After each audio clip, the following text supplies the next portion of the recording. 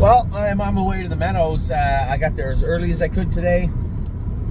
We were short 2 people today again, and that meant it slowed the process of today's training down exponentially. So I had myself slated in for 5 sets. I could only go with 4 sets, and the last set, well, I'm getting there 17 minutes before the race today. So that's how tight a shave it was for the 4th set even. So I'll tell you with what I know, and then I'll give you an update from what I heard from Jason McGinnis about the last 2 sets. First set I was really happy with. Cherry's girl first start with the hobbles on. She was perfect. Who did I go? Captain Doolittle. Captain Doolittle was a training set winner today in 2:41. He looked very good doing it. I cut it all out. I got over the half in 25. So last half in 16, which is plenty fast, especially on a day we were kind of just backing them all up a little bit. Captain Doolittle was very, very good. Now, I'm going to try and... Everybody was behind me, so everything I got was third person, second person. So, Cherry's girl I saw finish up in behind me. She was good. Degas was good. He's a Fearless Peter was very good. He was right beside me finishing up. Second, Leland Hanover closed up in behind. Don't Ask again was good. And up the inside, Amy came with Perfection Hanover, charging through the inside late to, I think she was third, I guess. But everybody in that set looked really, really good. So the start of the day was great. You know, here I am going with the horse set. We're trying to get on track and keep on track. Now, his last 3 training sessions, I thought he was very good. Today was the strongest he's ever been, which is not shocking. When you have 3 good training miles in a row, obviously you're going to have the horse at his best or her best on that 3rd or 4th training set. And it's not, I guess I should clarify, I don't mean 3rd training set ever. I mean, when you have 3 in a row, especially a horse that's been working, been jogging since we brought everybody in October, November, just hasn't really put it all together right. He was flawless. He didn't get at himself today, and he was very strong. When I called on him on the end of it, he held off. He's a Fearless Peter, Perfection Hanover. Perfection Hanover is getting strong. The only thing I can notice is he's still a little boggy in the hocks. We had them x-rayed. There's nothing there. And I would never advocate for doing vet work on a baby, but I was wondering what Dr. Latessa's thoughts were on it, helping clean that up a little bit, i.e. a little cortisone in there maybe, if he thinks it'll be helpful. I have no idea. So I've been meaning to ask him about that. He's going to have to do some splints over the next week or so, so I guess it's something he can mull over and maybe we can chat about. But very happy with the way the entire first set went. Now, I went with Megan's Lucky Day, who has been, again, much like Captain Doolittle, but in a very different way. Captain Doolittle has been getting better, right? Megan's Lucky Day has been fast, but a little fractious. Being a little kind with the word, a little fractious. She was really fractious for quite a while. Put it all together, and what I liked about her is we put the gear on her, and I told you guys, and it's going to come up in a minute, these Uncle Peters, you know, January through February, even into March, they can get their screws start to loosen a little bit, and they need tightening down, and the only way to do it is work. I've seen it time and time again. Aunt Lily was the same way, and actually, if you go through the entire roster of the best Uncle Peters we ever had, come January, February, March, go back and look at their videos. They were all a little quirky, a little rude, a little ignorant. And our Peters were no different this year. Megan's Lucky Day, though, conformed maybe quicker than I've ever seen anybody do it. She was rude, ignorant. We changed her gear, put a pretty severe head check bit in her mouth, and just made her do her work. And lo and behold, she found she was good at it, and the sweetest filly to drive now. She was perfect today. I could not get to... Who did I not get to? Emerald Tom. Emerald Tom came first, second over behind Royal Duchess. I let Royal Duchess go down the backstretch, and Emerald Tom dummied us today. He was very, very good again. I was closing hard on the outside to be second. Royal Duchess was third. Sterling Hanover actually caught my eye. Kind of weaved through and charged through the inside, past 2 horses down the lane, and again after the wire kept going, so getting better and better. I told you guys this would happen too, and Amy's doing the best thing. Just keep him covered, keep him covered, keep him covered. When he wants to go, then it's ready to then, you know, then it's time to rock. And he was very, very good today. Emerald Tom he's amongst the top of the class right now. He looks exceptionally good. So a really good set in there.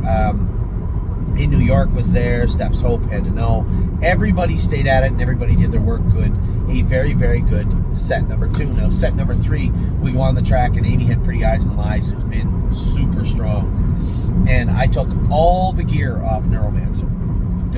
I had put the boots on him because we were running late and they didn't have the bandages on him. I said, I'll throw a set of boots on him. So we put the boots on him. I took his knee boots off. He did brush his knee twice. There's 2 little marks on his outside knee. I'm not too worried about. The fact that I had a head pull and Murphy blind to the left kind of pushed him to that knee anyway a little bit. Is there room to move, or do we just go ahead and put a knee boot back on that outside knee? Inside one's fine. Outside one he might have brushed once or twice. But we were going around and Amy goes, he took all the gear off that horse, put a head pull on him and a Murphy blind. She goes, I'm going to like watching this. I'm very curious to see what he's going to do. I said, your biggest problem is you're going to have a tough time keeping up to him. She laughed about it. I moved him coming to the half. We get over the half in 22, and I can the last half in 12 and dummy them. Now, they didn't go. I went 34. I'll be completely honest with everybody. But Neuromancer's been itching to go a mile now for a while. He's been out of gear. He's been, we talked about this. The quarter crack on his left hind and his right hind was so weird. I'd never seen that before in a baby. And he was just, now we had egg bars on him behind. Would he trot? How comfortable would he be? I let him jog along a little bit yesterday. I said, geez, he feels pretty good. Today, he was lights out awesome. And driving off, driving away. Once in a while, I let him eat a little bit, right? Any of those horses, a big, strong stud colt. And anytime he wants to get at it and do his work, especially after being so polite and so focused the first part of the mile, I had no problem cutting him loose and letting him go. He was very good. Amy's filly knuckled over. I could hear her knuckle over in behind me getting into the last turn and made a break. A very, very rare break for her. And it wasn't a mechanical break. She just knuckled over and lost herself.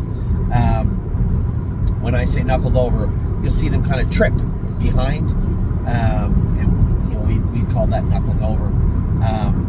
You put a blister on her stifles. Amy said she hasn't been blistered in a few weeks. Stay on them with the Baycocks. Again, as I say that out loud, I'm always skeptical about that catch-all, Baycocks treatment. But we do generally treat them as many people do when they're knuckling over a lot, a little sloppy in their stifles, but they're growing up. She could be going through a growth spurt. It could be just as easy and as explainable as that. And she's always good. She's not one of those horses that knuckles over a lot. And she was very, very good today. Has been very, very good leading up to today. Neuromancer was exceptionally good. Now, again, everybody was in behind me. I saw Capistrano Knights kind of out of the corner of my eye after the mile coming towards me. She was good. Love Sensation, Supermind, Eric said it was fantastic. The only miscue of the entire day thus far had been Pretty Eyes and Lies. It wasn't really a big deal. We went out in the fourth set, last set. A bit of a kerfuffle in the fourth set. Rose Run Bobby, oddly enough, is an Uncle Peter. And she's been getting away with a lot. Amy loves his filly. She goes there. She's been getting away with murder for the last few weeks, acting up, making breaks when she shouldn't, kind of throwing herself, being a little hotter than she should, just being disobedient. But I was going to let it play out. I was working with Megan's Lucky Day, and my dance card was full anyway, and today she acted out again. Amy did, and Amy was mad at me a little bit. I told her, put her on somebody's helmet and leave her there, and she was climbing all over Joey. Joey ended up getting pushed forward, making a break, and she made a break. I was sitting last with Blue Rare, and Jason cleared to the front with Steady Volo. Tomboy Strong was the one that get interfered with and made a break. Amy's on the run. Judy's Money was behind me, and Royal Flush Dio for some reason made a break starting into the backstretch. I trained that colt the other day, and he was very, very good. I don't know what got into him today or what happened, but he was exceptionally good the other day. So I hadn't talked to Jason yet. I don't know what happened. Regardless, Steady Volo cleared to the front, opened up 8 lengths on some breakers, and I just waited for the dust to settle, and I cut Blue Rare loose. I guarantee you I was at least 9 lengths behind Jason. Halfway around, or getting into the last turn, I run him down. Blue Rare, well, it changes all the time. I didn't go with Steady Volo. I did not go with Perfect Thought. So it's unfair for me to say anything, but I would have a tough time not believing Blue Rare is their best horse right now. She is a very, very, very strong filly. The downsides are obvious and the same every time. She's a muscle mass. Will she have allergies that bother her? She came in, she had a lot of snot in her nose. We put her on supplements. I didn't see any snot today, and I haven't seen any snot for a couple of weeks. So she's clearly getting better. And I'm not going to be one. I'm not going to say, oh, it's clearly the supplement. We put her on the supplements, and she's better now. We'll leave it at that. Muscle mass knees play a role, so she's on adequate. And I asked Dr. Mike and Dr. Katie to have a look at her today. Any sort of discomfort in her knees, are they worth shock waving? Now, again, I don't know. Does it work the same on racehorses as it does with younger horses? It's a great conversation to have. I don't know the answer to that. Maybe it's different for every horse. Maybe she's fine. It's no big deal. She's not online. She doesn't wear a pole or a Murphy blind or anything.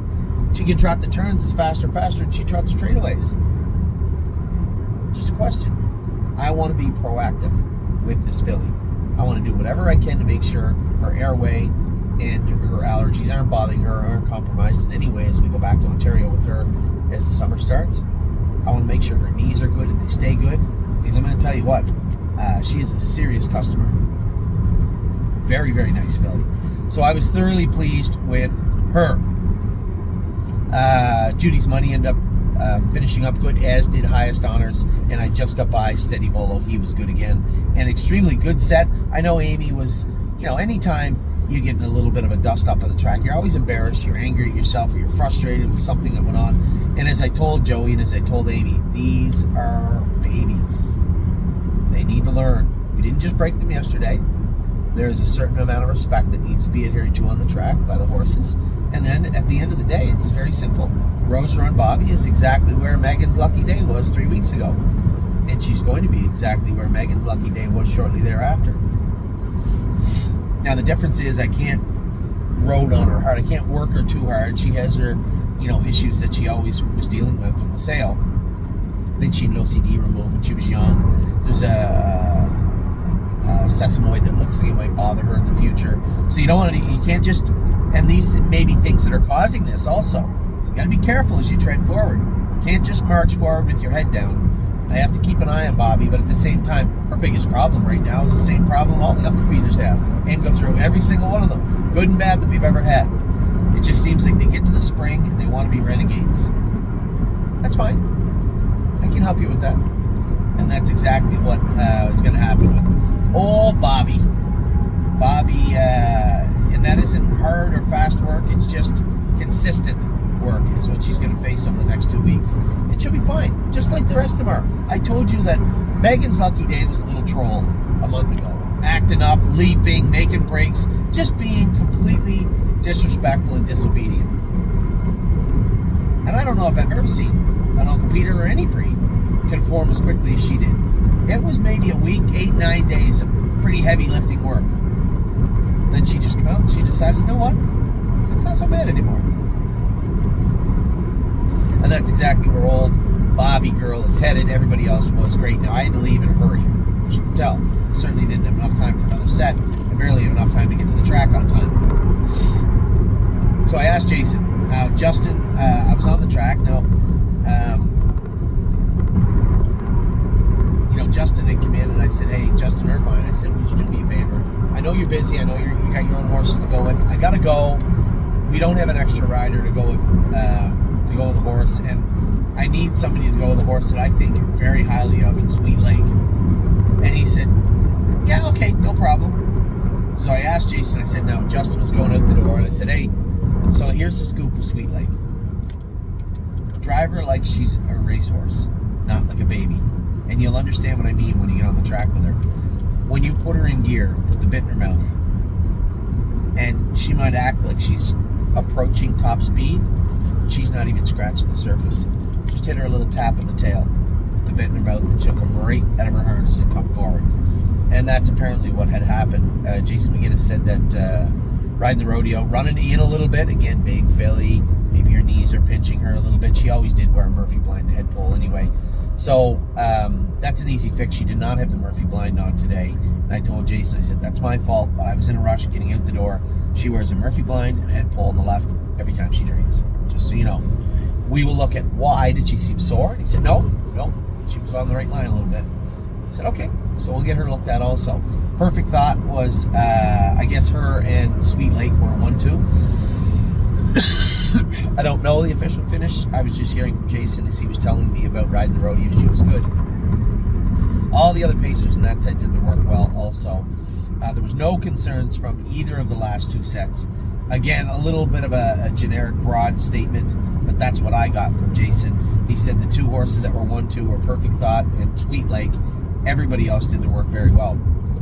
And in the 6th set, he said, Anthony, that was the best set of the day. They were all perfect. Uncle Danny, Zena Kemp, Go Strong, Hanover, Rico Tubbs, Jailbird Jog, and Aunt Sarah. He said everybody was right there across the track, and everybody was perfect. So a great day. Great day. The track held up good. I don't know what it'll be like tonight with all the rain coming. I have no idea. All I can tell you is this. The sets were good this morning, and as I say it out loud, we might have had 1, 2, maybe 3 at the most horses made breaks this morning. That's it. So a pretty good day at the office, really. The 3 horses I was working on all trained good. Somebody messaged me and said, did you get the splints done on an ACDC yet? Hold on. No, we blistered them yesterday. The weekend will be the earliest that we can get them done, and we will. So that's the plan right now. We have maybe 5 or 6 horses that have to have splints cryoed. We have a couple of horses I want to talk to Dr. Mike and Dr. Katie about, Blue Rare being the first one. Have them look at riding the rodeo also, make sure there's nothing going on there that we should be on top of any more than we are. But I was very, very happy with the way that things look today. One update, I'll have to give this in another update also. Admiral Deal can't go tomorrow in the qualifiers. He has to be off 14 days when you pull him up like that. So there's nothing we can do. Can't go we could go to the Meadows Tuesday, but what's the point? We'll just come back Thursday with him. So he had to miss 2 weeks. My apologies. I didn't realize it was a strict 14-day rule. I thought it was like 7, 10. You could put him into qualify. It's 14 days on the shelf. So we'll get him in next Thursday. I'm going to go with Grand Slam Deal with Melisandre in early. Now, the only problem is there was only 2 qualifiers for trotters. So Westland Warrior, maybe I'll get Justin or somebody to go with Westland Warrior tomorrow. He may need 2 qualifiers anyway, but I definitely want to go with Grand Slam Deal, who's going over to Ontario, and Melisandre, who I've been waiting a long time to go with. So that is what took place today. 5 remain to qualify tomorrow. I'm almost here. Bluebird Tuxedo Hill races in about half an hour, and not even 25 minutes.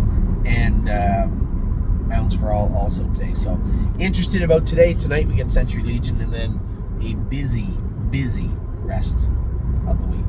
So with that, I'm going to let you go. Have a wonderful rest of your Wednesday. I'll probably give you an update later on. I'm only race 1 and 2, so maybe I'll wait and give you one later on. We'll see.